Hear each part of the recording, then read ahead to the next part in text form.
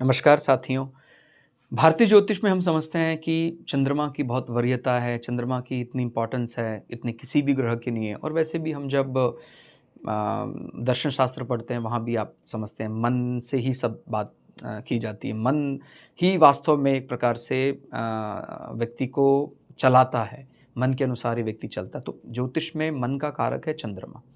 और अगर चंद्रमा को सही दिशा दिखाने वाला सबसे बुद्धिमान जो ग्रह है बृहस्पति, अगर बुद्धि भी कह लें उसको या शुद्धता जो प्योर विजडम है वो अगर उस पर प्रभाव जमा देता है तो फिर कहना ही क्या, जिसको हम गज केसरी योग बोलते हैं, उसमें चंद्रमा पर बृहस्पति का प्रभाव पड़ता है।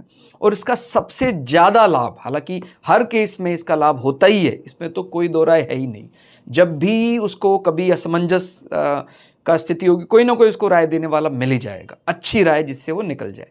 लेकिन इसका ज़्यादा लाभ उठा पाते हैं सूर्य की जो लॉबी है, यानी सूर्य के लग्न, चंद्रमा के लग्न, मंगल के लग्न, बृहस्पति के लग्न, उनका ज़्यादा लाभ उठा पाते हैं गज केसरी योग का, क्योंकि वो लग्नेश के या तो मित्र होंगे या स्वयं बृहस्पति होंगे, फंक्शनल बेनिफिक की तरह काम करते हैं। और जो डार्क साइड यानी शनि की जो लॉबी है, शनि शुक्र बुध में, वो एक प्रकार से फंक्शनल मेलफिक का काम होता है। हालांकि वहाँ पर भी कहीं ना कहीं त्रिक भावों को लेकर वो बल उपयोग करते हैं बृहस्पति, लेकिन ज़्यादा बल तो निश्चित रूप से वो सूर्य की लॉबी में ही उठा पाते हैं गज केसरी योग का। तो इसका अर्थ सीधा सीधा यही समझना चाहिए कि जब भी कभी ऐसी विकट परिस्थिति आएगी उसको कोई ना कोई मार्ग दिखाने वाला मिल जाएगा।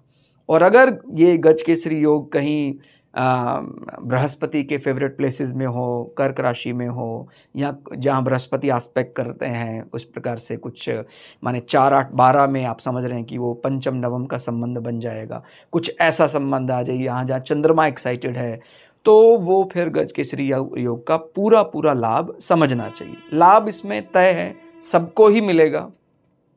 सद विवेक जागेगा, कैसे अपने मन को काबू करना है, चाहे कितना ही चंद्रमा पर बुरे से बुरा प्रभाव भी आए। लेकिन अगर बृहस्पति का प्रभाव है तो बृहस्पति उसको बुरे से बुरे विषय में से भी उबार लेगा, निकाल लेगा, क्योंकि ये सब काम विवेक से ही होता है। सदविवेक अगर जाग गया तो सारे ही काम सरलता से पूरे हो जाते। तो ये बहुत बड़ा आशीर्वाद है गुरु का, अगर चंद्रमा और बृहस्पति का संयोजन हो जाता है। धन्यवाद।